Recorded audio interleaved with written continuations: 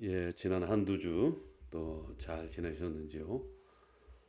이제 계절이 완전히 바뀌려고 하는 것 같습니다.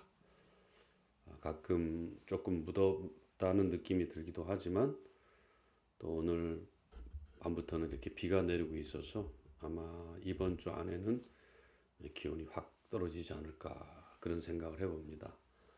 어쨌든 코로나19가 아직은 끝나지 않은 그런 상황이라서 이 코로나19도 조심하시고 독감에도 조심해야 된다. 이런 생각을 해보게 됩니다. 어쨌든 또 선선한 가을의 계절의 여왕인 가을에 여러분들 댁내 두루 하나님의 평강이 늘 함께 하시기를 주님의 이름으로 소원을 드려봅니다. 저는 오늘 우리 기독교 제도권 교회가 갖는 그런 편협함에 대해서 좀 묵상을 하려고 합니다. 도대체가 우리 기독교라는 이 제도권 교회는 타종교를 인정하려고 하지 않습니다. 물론 다른 종교가 우리 기독교를 기준으로 봤을 때는 좀 용납하기 어려운 것들이 있습니다. 그러나 성경에 보면은 하나님께서는 이 땅의 모든 사람들이 구원받기를 원한다 그랬어요. 그랬을 때 우리 하나님의 사람들은 좀 포용력 있는 자세로 나가야 되지 않을까 생각을 합니다. 물론 우리 기독교의 진리가 우리 기독교 입장에서 보면은 절대 진리예요. 또 그것은 나중에 우리가 종말을 맞이했을 때는 전 우주를 포괄하는 절대 진리가 된다고 믿습니다. 그러나 보다 많은 사람들을 구원에 참여시키기 위해서는 그런 뭐라 그럴까요? 아집들을 좀 내려놔야 돼요. 종교적인 독선을 좀 내려놔야 된다고 생각합니다. 그래도 우리가 뭐 손해볼 거 하나도 없습니다. 오히려 우리가 자신이 없기 때문에 자꾸 우리가 독선적으로 나가는 그런 모습을 보게 되죠. 많은 사람들을 품어야 되고 많은 사람들 향해서 개방해야 되고 이런 좀 열린 자세가 여러분과 저에게 필요한데 요즘 우리 개신교는 너무 자기 것만 옳다고 주장하고 양보하지 않고 타협하지 않고 이런 모습에 너무 익숙해져 있어서 사람들이 기독교 하면은 얼굴부터 찡그리기 시작해요. 코로나 때문이기도 하지만은 지금 기독교 인구가 계속 줄어들고 있어요. 그건 우리의 책임이 크다고 봅니다. 우리가 열린 자세로 좀 포용하는 자세로 나가면 될 텐데 그게 안 되는 거예요. 왜냐? 기독교의 진리를 깊이 이해하지 못하기 때문에 그래요. 단편적이고 단순하게 생각을 하고 무슨 개념 없이 생각을 하는 거예요. 누구처럼? 전광훈이처럼. 신학적 바탕이 없는 저런 잡탕 신학을 한 목회자들 철처되기 때문에 더 지금 힘들어지고 있어요. 우리는 어떻게 해야 되겠습니까? 열린 자세로, 열린 마음으로 그렇게 우리가 나가는 게 중요하다. 이렇게 볼 수가 있겠습니다. 오늘 우리 그리스도인의 혹은 기독교의 포용성, 그 다음에 또 어떤 그런 열린 마음에 관한 주제를 가지고 함께 묵상을 나누겠는데요. 오늘 우리가 함께 나눌 이 주제와 관련된 말씀은 로마서 9장 23절에서부터 26절까지의 말씀이 되겠습니다. 신약성경 252면 정도 있는데요. 로마서 9장 23절에서부터 26절 세 절만 읽도록 하겠습니다.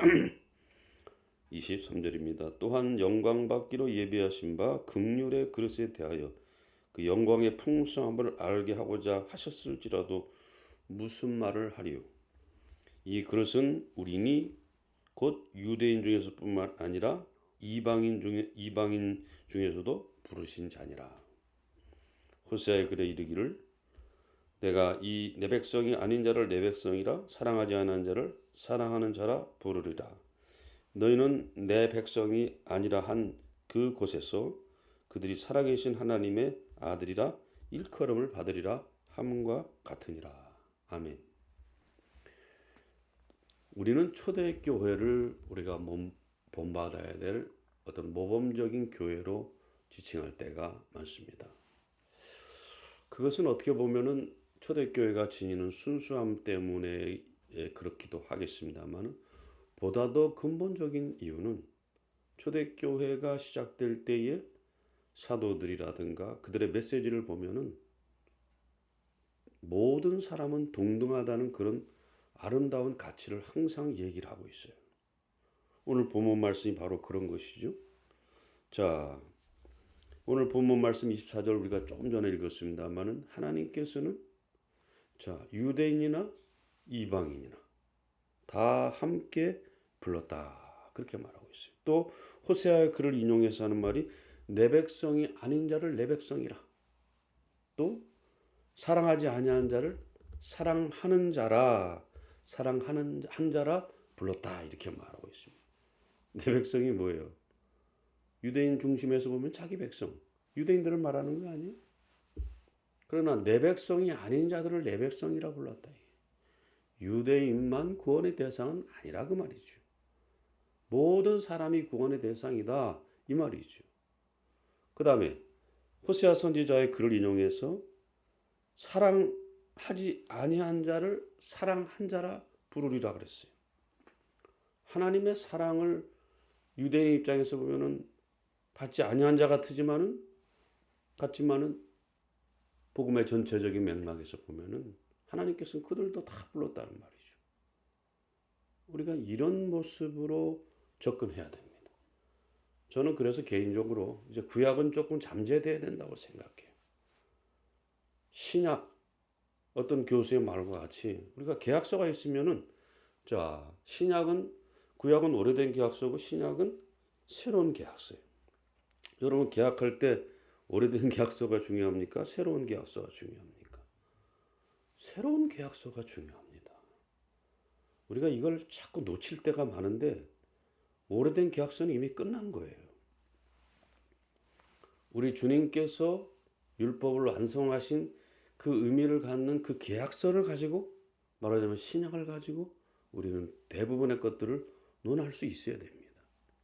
이미 끝나버린 구약을 가지고 이러니 저러니 하는 것은 옳지 않은 것이죠. 아니 오늘 호세아 선지자는 구약의 선지자입니다마는 내가 사랑하지 아니한 자를 사랑한 자라 이렇게 말한다 그러잖아요. 이미 그때부터 구약을 어떻게 보면 폐기해버리는 그런 생각들이 나타나고 있지 않습니까? 여러분과 제가 그것을 잊지 않았으면 좋겠습니다. 자, 오늘 이 본문이 쓰여진 초대교회는 어떤 사회였습니까? 철저하게 신분사회였습니다. 예를 들어 말해 우리 조선시대 또 고려시대 또 삼국시대를 보면은 자, 맨 위에 뭐 양반계급, 뭐 중인계급, 뭐 상민계급, 천민계급 뭐 이렇게 뭐 나누지 않습니까? 그런 것처럼 그 당시에도 아주 그 신분에 따라서 철저하게 차별된 그런 사회였어요. 철저하게 차별된 그런 사회였어요. 사상적으로 보면 그 당시 로마가 이제 온 세계를 지배하고 있는데 로마가 지배하고 있습니다만 그 당시에 그 사상적으로 지배한 것은 헬레니즘입니다. 또 유대 사회는 마찬가지예요. 택함 받은 백성이라는 선민 사상 이것이 지배를 하고 있었어요. 헤브라이즘이죠. 헤브라이즘. 그 잘난 헤브라이즘입니다. 그래서 그 어떤 조류도 시류도 또 어떤 그런 헬레니즘에 끼지 못하면 헤브라이즘에 끼지 못하면 로마가 커버해버리고 유대 사회가 커버해버렸다는 거예요. 어떤 것도 인정하지 않았다는 거예요. 그런데 초대교회는 이 두 개의 시류 말하자면 그 당시에 중요한 헬레니즘과 헤브라이즘을 넘어서서 그리스도 안에 있는 모든 것은 다 동등하다. 이런 생각으로 출발을 했던 것입니다. 그렇기 때문에 하루에 수천 명씩 주님을 영접하는 사람들이 늘어간 이유가 바로 그거예요. 아니 계속 차별하는데 무슨 사람들이 아쉽다고 그렇게 와서 예수를 믿겠다 그랬겠습니까? 주님의 뒤를 이은 사도들은 하나님의 복음 누구에나 다 동등하다. 자, 유대인이나 이방인이나 다 똑같다는 말이죠. 유대인이나 이방인이나 다 똑같다. 오늘 그걸 우리에게 말해주고 있습니다. 그렇기 때문에 사람들은 그걸 보고 깜짝 놀랐어요. 그 당시의 제도와 그 당시의 관습과 그 당시의 모든 상황을 초월해서 우리 모두는 다 everybody is equal, 다 똑같습니다. 이런 식으로 얘기를 하니까 사람들은 놀랄 수밖에 없는 거예요. 그 당시의 사회는 그러한 계급의 신분을 뛰어넘을 수가 없는 그런 사회 아닙니까?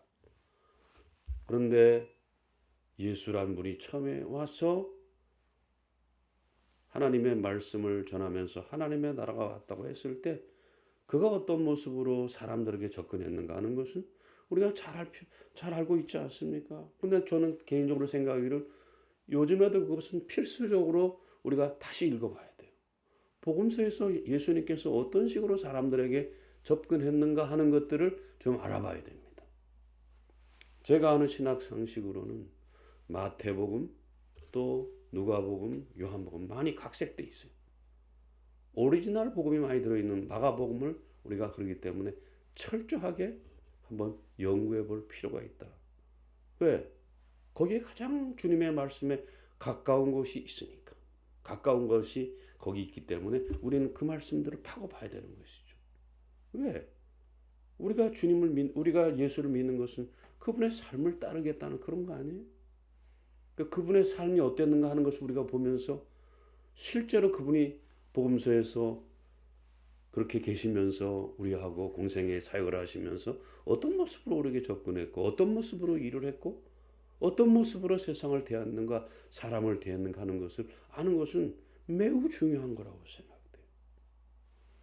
여러분, 그러니까 복음서를 우리가 우습게 봐서는 안 됩니다. 특별히 마가복음 같은 이 오리지널리티가 조금 있는 이런 복음서에 대해서는 우리가 집중해서 평신도라도 연구할 필요가 있어요. 오늘 우리 시대에도 보면은 가장 큰 문제가 뭐냐? 배제와 포용의 문제입니다.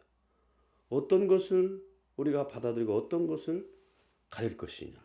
그리고 그것을 또 받아들이고 배제할 때 어떤 기준을 가지고 할 것이냐. 이게 굉장히 중요한 문제 아닙니까? 대개 사람들은 그 기준 간단해. 성경이야. 이렇게 말해보면 끝나는 것이. 단무지, 단순 무식한 그런 기준을 가지고 얘기를 한다는 것이. 이거는 특별히 또 제도권 교회들이 오직 은혜로, 오직 말씀으로 뭐 이렇게 얘기하면서 얼마나 강조하는지 몰라요. 그러나 이런 구호들은 자칫 잘못하게 되면 역사와 세상에서 사람들이 받는 고통들을 외면해버리고 또 도외시해버리는 나쁜 도구로 사용될 가능성이 많다는 것입니다. 주로 이런 말들을 해요. 제도권 교회에 그 제도권에 물들어 있는 자들은 뭐라고 말하죠? 이럴수록 성경을 붙들어야 된다. 이렇게 말하는 거예요. 또 나의 노력은 무익하니 우리가 하나님께 나가서 무릎 꿇어야 된다. 물론 맞는 말이에요. 맞는 말이에요. 그러나 나의 노력이 무력화돼서는 안 됩니다. 내가 할 수 있는 것까지 해야 돼요. 왜? 우리 인간이 성화되는 것은 우리가 교리 시간에도 나눴습니다만 신인 공동사이거든요. 내가 할 일은 다 없애버리고 하나님께만 책임을 돌리는 거 아주 웃기는 거예요. 내가 할 일은 다 그것은 빼버리고 하나님 말씀에다만 책임을 돌린다? 그렇지 않아요. 하나님의 말씀은 우리의 삶과 마주칠 때 역사가 일어나는 거예요. 그냥 그 자꾸 끌어와가지고 이대로 적용해라. 이건 안 되는 거라 이 말이죠. 그래서 우리가 잘못해서 우리는 다 하나님의 은혜 가운데로 모든 걸 해야 돼. 주님의 말씀으로 해야 돼. 라고 말하면서 우리가 해야 될 포용과 또 열린 마음의 그러한 것들을 다 이렇게 싹싹 빼버리는 사랑의 아름다움을 사랑의 무한한 가능성을 다 없애버리는 이런 모습을 우리가 보여서는 안 된다는 것입니다. 자주 계속 말씀드립니다. 오늘 개신교와 어떤 일부 교인들은 생각 없는 당위론에 빠져 있어요. 그 생각 없는 당위론이 뭐냐? 자기의 책임을 싹 빼버려요. 내가 이것도 해야 되고 저것도 해야 되는데 주님께서 우리에게 맡겨주신 사역이 그 책임이 있잖아요. 예수님께서 그것을 우리에게 잘 말해주셨죠. 크고 첫째 되는 계명이 뭐냐? 그렇게 말씀하시면서 주 너의 하나님을 사랑하고 내 이웃을 내 몸같이 사랑하라 그랬어요. 사랑하려면 열린 마음이 돼야 됩니다. 포용하는 마음이 돼야 됩니다. 이거 안 되면 아무것도 사랑할 수가 없어요. 또 사랑한다고 말할 수도 없다는 것입니다. 그래서 그런 자기 책임은 빼고 성경으로 돌아가야 된다. 초대교회로 돌아가야 된다. 어떻게 보면 굉장히 순수한 신앙의 소리처럼 들리지만 그 내면에 깊이 들어가 보면은 우리의 책임을 다하지 못한 채 그 책임을 초대교회에 미루는 건 아닙니까? 하나님의 말씀에다 미루는 건 아닙니까? 저부터라도 현실과 상황에서 복잡한 문제가 있으면 그냥 성경 한 구절 읽어놓고 이대로 해야 된다라고 말하면서 자기가 고민도 안 하고 자기가 깊이 궁구도 안 하고 모든 책임을 그냥 아까 말씀드린 것처럼 현실에 또 상황에 깊은 것을 고려하지 않고 초대교회로 떠넘겨 버리는 거예요. 그냥 말씀에다 떠넘겨 버리는 거예요. 아주 무책임한 일이다 이 말이죠.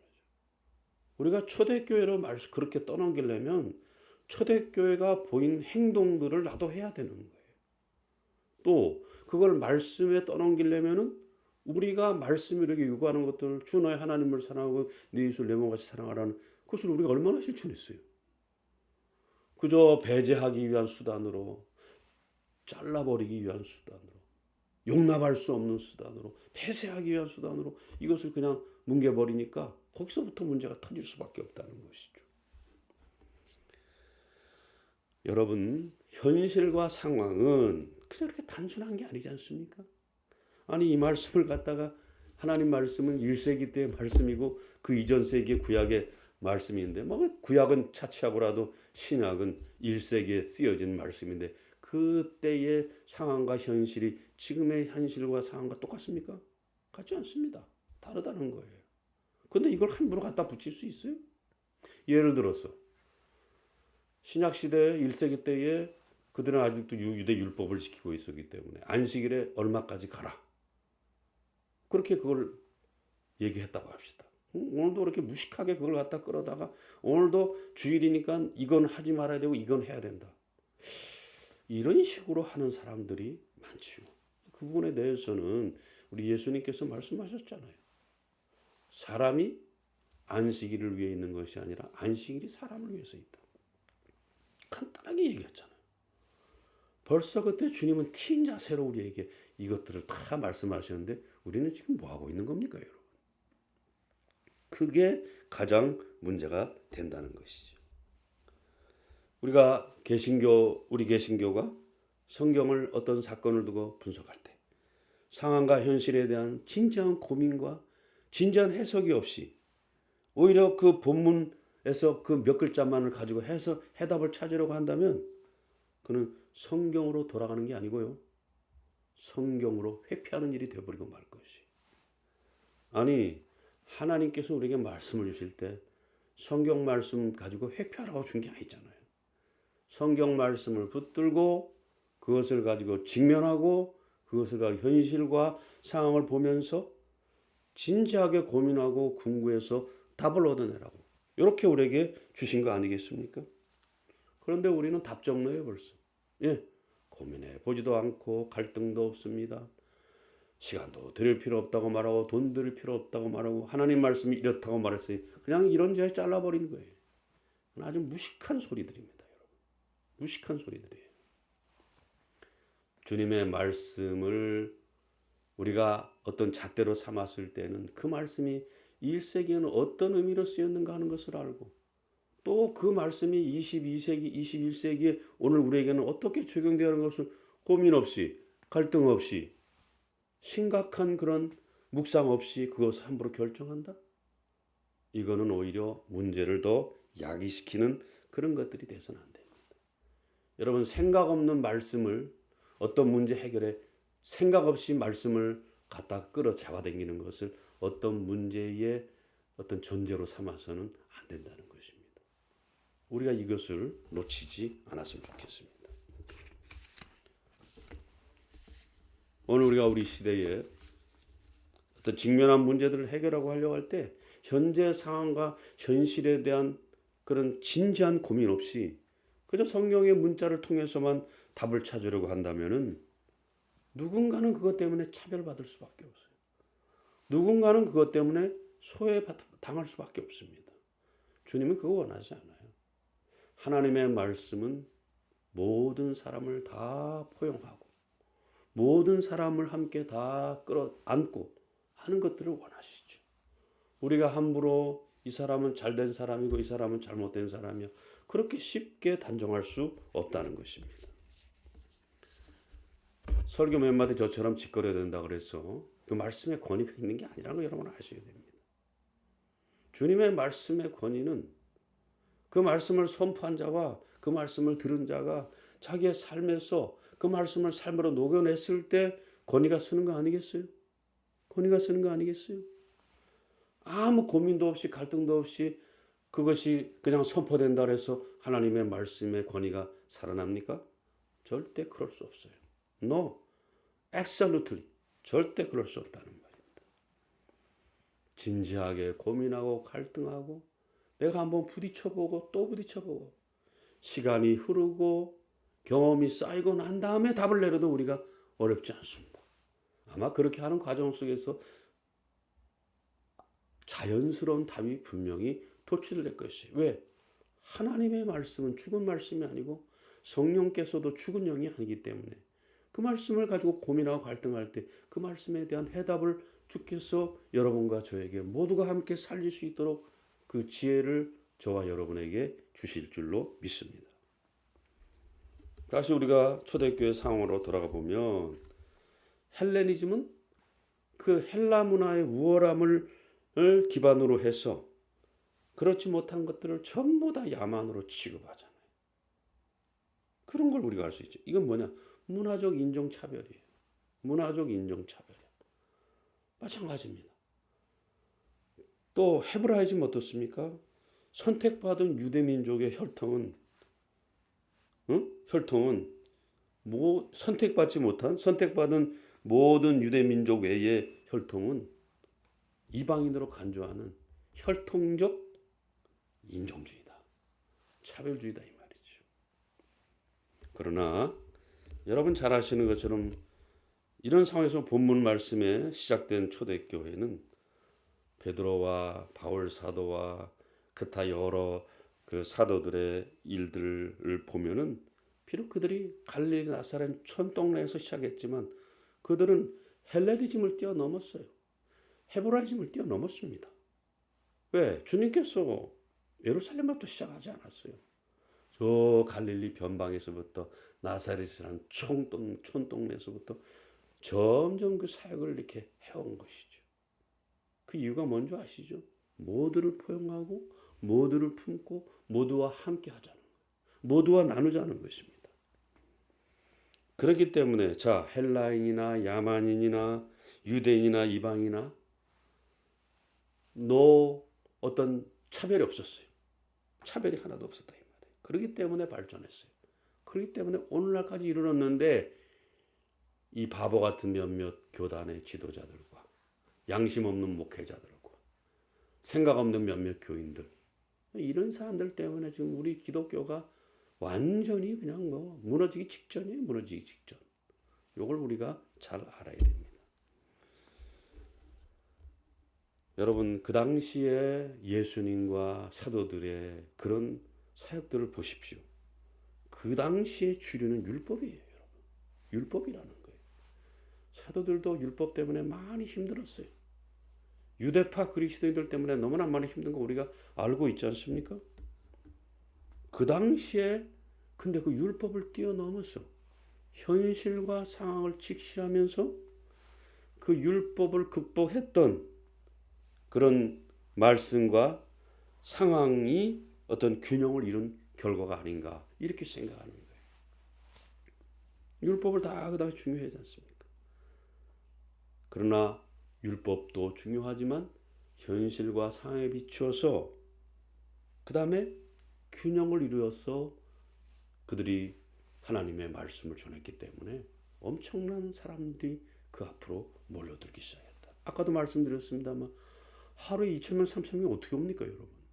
그런 어떤 지금의 제도에 대한 까뭉개버림, 그걸 우리가 개혁이라고 그러죠. 개혁하는 그런 모습이 없으면 사람들이 그렇게 달려들지 않습니다. 이게 패러다임 시프트 아니겠습니까? 놀라운 변이가 일어난 거예요. 또 신앙에 놀라운 패러다임 시프트가 일어났기 때문에 사람들은 거기에 몰려올 수밖에 없어요. 제가 봤을 때는 그게 무슨 뭐 병자를 고치고 해서 그런 것만은 아니에요. 이적을 보이고 해서 그런. 그건 예수님 시대에도 얼마나 있었어요. 얼마든지 많이 있었어요. 그게 아닙니다. 이 시대 사람들의 통념과 체제와 전통을 그냥 다 뒤집어 엎어버리는 놀라운, 그것도 뭘 통해서? 말씀을 기반을 통해서, 말씀의 기반을 통해서 그것들을 보여주었다는 것입니다. 그래서 그들은 하나님의 형상을 따라 지음받았다는 이 보편 가치, 모두가 다 everybody, 모든 사람이 하나님의 형상을 따라 지음받았다는 인간의 보편 가치를 따라서 사람을 대하고 거기에 맞는 복음을 전했기 때문에 사람들은 우죽순격으로 복음을 따라 나서지 않을 수가 없었다는 거예요. 그러나 이건 동시에 그 당시에 기독교가 핍박받는 이유이기도 했어요. 역으로 보면 그렇습니다. 그러나 그 대세를 그걸 막을 수가 없었어요. 계속해서 그것이 퍼져나갈 수밖에 없었다는 것입니다. 그런 관점에서 오늘 한국 기독교, 아까 제가 처음 모두에도 말씀드렸습니다. 편협하고 이기적이고 독선적인 것. 종교적인 인종주의 덫에 걸려 있는 것입니다. 예수 안 믿는 사람 다 버려야 될 사람이고 개만도 못하고 버러지만도 못한 그런 존재라고 생각하는 것들이 아주 잘못되어 있어요. 겉으로는 아니라고 하지만 그런 잘못된 이분법이 그들의 마음속에 지금도 꽉 자리 잡고 있어요. 그리고 천박한 신학이 그들을 자리 잡고 있어요. 왜? 공부 안 했거든. 연구 안 했거든. 그러니까 천박한 신학이 그들의 삶을 지배하고 있어요. 예? 극단적인 그 태극기 부대들, 그런 사람들, 전광훈이를 비롯한 그 모자란 인간들, 얼마나 사람들이 기독교를 붕괴시키고 있습니까? 다 말아먹고 앉았어요. 그래서 그들을 보면은 사회적 약자니 소외된 사람이 타종교에 대해서 아무 관심이 없어요. 아무 관심이 없어요. 초대교회 정신에 비춰보면 이게 심각한 문제가 아니겠느냐. 저는 개인적으로 그렇게 생각하고 있습니다. 초대교회는 낮은 자리로 내려왔습니다. 그리고 이웃에 대한 배려를 가지고 공동체를 키우기 시작을 했어요. 오늘날 제도권 교회가 고민하는 문제에 대한 정답만을 찾는 것은 아주 잘못된 것이에요. 상황과 현실을 잘 인식하면서 말씀의 정신이 뭔가 하는 걸 알아야 돼요. 말씀의 정신은 다른 거 아닙니다. 하나님의 사랑이 여러분 모두에게 지금 다가오고 있습니다. 이거를 가르쳐 줘야 되는데 이 사람들은 그냥 몇몇 사람들이 특별한 사람이다라는 것만을 강조하고 자빠졌어요. 그러니까 뭐가 안 되는 거예요. 그러니까 문제가 되는 거예요. 사회적인 문제가 되는 거예요. 제가 지난 시간에 말씀드렸습니다. 기독교가 이 사회 안으로 들어오지 않으면 안 됩니다. 이 사회에 있는 문제들을 제대로 관찰하지 못하면 기독교는 이 시대의 대안이 될 수가 없어요. 그러나 저 개인적으로 생각할 때는 하나님의 말씀, 특별히 복음서에 있는 말씀들과 신약의 말씀들은 분명히 대안이 되고 있다고 생각해요. 우리가 그것을 깊이 보지 않기 때문에 그렇습니다. 깊이 묵상하지 않고 깊이 연구하지 않고 깊이 적용하지 않기 때문에 이런 불합리한 문제들이 오늘 우리 사회에 이렇게 만연해 있는 것이다. 이렇게 보면 틀림이 없습니다. 그리스도인들은 사회 속에서 강자의 의지를 반영해서 변화를 일으킬 것이 아닙니다. 사회적 약자를 보듬어 가면서 이 사회의 변화를 자꾸 유지하도록 해야 돼요. 저는 그래서 하나님의 복음은 보수 꼴통보다는 진보에 가깝다고 생각해요. 이거는 전에 제가 존경했던 오카노 목사님도 말했어요. 성경은 진보에 가깝다고 그랬어요. 여러분 똑바로 들으시기 바랍니다. 개혁적이에요. 진보적이에요. 그 당시에 율법을 거스르는 게 있을 수나 있는 거예요. 율법의 정신은 다 뭉개버리고 작구도 모자라서 지들이 또 그 작구들을 만들어냈어요. 그 지들도 못 지키는 것들을 갖다 사람들에게 요구하고 세금을 때려 매기고 이렇게 하니까 더 힘들어진 거 아니겠습니까? 누가? 종교 지도자들, 정치 지도자들이 그랬다는 것입니다.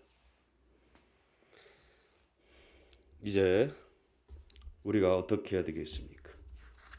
우리는 성경의 교훈이 구현되는 이 현실과 상황을 깊이 궁구해서 사실은 관찰해야 되고 연구해야 되고 내 삶으로 끌어와야 돼요. 아니 작은 거라도 그렇게 해야 됩니다.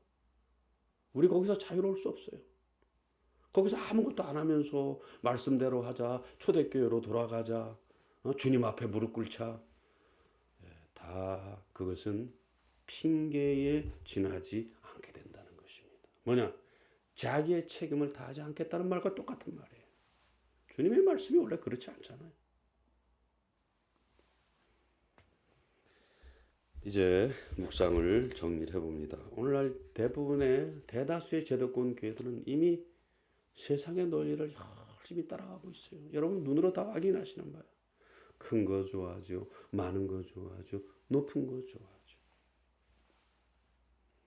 이런 것들을 자꾸 추구하게 되면은 제가 오늘 설교 제목과 마찬가지로 모든 그리스도는 동등할 수 있다 아니라 동등할 수 없다는 걸 자꾸 얘기하는 것과 마찬가지예요. 그렇기 때문에 이런 논리를 가지고 자꾸 큰 거 좋아하고 많은 거 좋아하고 높은 거 좋아하니까 지금 교회가 점점 쓰러져 가고 있어요. 왜? 복음의 반대 방향으로 나가고 있기 때문에. 복음의 제대로 된 방향으로 하면 절대 그럴 수가 없어요. 우리 주님이 이 땅에 계실 때 복음서에 보면은 하나됨과 동등의 원리를 찾기 위해서 늘 소외된 자, 가난한 자, 병든 자와 함께 했습니다. 지금은 그래도 좀 그걸 뭐라 그러죠? 점프할 수 있는 기회가 있지만 그때는 한번 노예가 된 사람은 영원한 노예예요. 주님은 그거를 탈피시켜주기 위해서 애를 쓴 거 아니에요. 그거거든요, 바로. 그렇기 때문에 본인이 소외된 자들, 병든 자들, 또 가난한 자들과 늘 함께하면서 그들을 그렇게 일으켜 세워주려고 애를 썼던 것입니다. 우리도 그렇게 해야 되는 거 아니에요? 그래서 결국에는 그가 십자가를 지셨어요. 어쩔 수 없잖아요. 그럼 십자가는 뭘 우리에게 다시 보여줘요? 그분이 우리 모두가 다 하나 되기 위해서 섬김과 희생과 나눔의 모습을 그 십자가를 통해서 우리에게 보여준 거 아니겠어요? 이거 우리가 거부할 수 없습니다. 그렇게 해야지만 주님처럼 우리도 하나님의 영광에 이를 수가 있는 거예요. 높은 거 좋아하고 큰 거 좋아하고 많은 거 좋아해서는 절대 하나님의 영광에 이를 수 없어요. 그거는 세상에 바벨탑을 쌓는 것에 지나지 않아. 예수님의 십자가가 보여주는 것처럼 섬기고 희생하고 나누려고 할 때 제대로 된 하나님의 영광에 우리가 이를 수가 있고 우리가 그 영광에 여러분과 제가 함께 참여할 수가 있다는 것입니다. 그러므로 우리는 이제 아담과 하와의 방종의 모습을 빨리 내려놔야 됩니다. 자유를 줬더니만 그걸 가지고 지 육체의 소유에 끌리는 대로 마음대로 상해버려. 선악과 따먹지 말으면 따먹지 말아야지. 그거 따먹고 대대로 돌이킬 수 없는 그런 후회스러운 일들을 계속하고 있잖아요. 지금. 우리는 그렇기 때문에 첫 번째 아담을 깨끗하게 거부하고 두 번째 아담이신 누구죠? 우리 주 예수 그리스도를 따라서 하나됨과 동등됨을 우리는 널리 이루기 위해서 애를 써야 돼요. 그러기 위해서 우리는 열린 마음, 개방된 자세, 모두를 품는 마음, 이런 것이 중요한 것이. 그러니까 보시면 알겠습니다만은 현대교들은, 제대로 된 교들은 모이는 교회와 흩어지는 교회의 균형이 딱 잡혀져 있어요. 근데 딱 모질한 교회들 보면은 모이는 교회만 그렇게 애를 써요. 모이는 교회만. 2만 명 모였다, 3만 명 모였다, 뭐 10만 명 모였다, 50만 명 모였다. 숫자가 그렇게 중요하지 않습니다. 이제 우리는 우리의 현실과 상황을 직시하고 세상 속으로 좀 더 들어가야 됩니다. 그래서 성경 구호, 어떤 성경의 문자적인 해석을 떠나서 그 말씀이 우리에게 요구하는 그 말씀의 정신, 하나님의 정신을 따라서 우리가 어떻게 해야 될 것인가를 계속 고민했을 때 우리는 보다 더 열린 마음의 자세로 나갈 수 있어 많은 사람을 그리스도의 형제로 품을 수가 있습니다. 주님이 바로 그걸 원하시는 거예요. 이 말씀을 함께 나누는 여러분들이 먼저 그렇게 열린 자세로 하나님의 말씀에 대한 책임을 다하는 자세로, 그것만 남발하지 말고 오직 성경, 오직 믿음, 오직 은혜로 초대교회로 돌아가자. 그런 식으로 해서는 안 돼요. 그런 식으로 해서는 안 됩니다.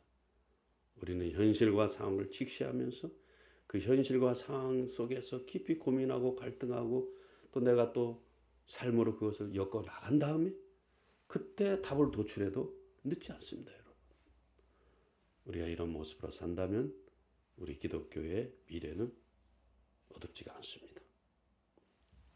이제 오늘 함께 말씀을 나눈 우리 모든 성도님들도 이와 같은 자세로 한 주간 동안 사시면서 능력 있게 사시고 소망 있게 사시고 또 이 한 주간도 주님의 평강이 여러분들과 함께 하시는 그런 한 주간이 될 수 있기를 주님의 이름으로 부탁을 드립니다. 감사합니다. 평안하세요.